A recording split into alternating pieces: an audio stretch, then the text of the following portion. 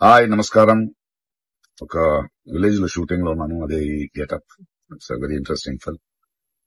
ఇక్కడ ఉన్నప్పుడు ఇప్పుడే నాకు ఈ ఆన్లైన్ లో మళ్ళీ మీడియాలో ఒక ఆన్లైన్ గేమింగ్ యాప్ దాని గురించి నేను చేసిన ఒక యాడ్ గురించి డిస్కషన్ జరుగుతోంది.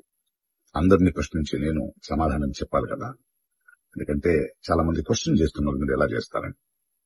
అది ఒక 2016 ఒక 9 years బ్యాక్ ఇలాంటి ఒక యాడ్ నా దగ్గరకు వచ్చింది. నేను చేశాను నిజం. ఆ తర్వాత కొన్ని నెలల్లోనే అది తప్పని నాకు అర్థమైంది.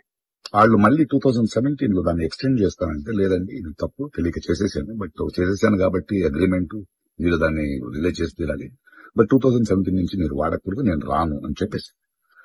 దాని తర్వాత అలాంటి ఏ గేమింగ్ యాప్స్ నేను చేయలేదు.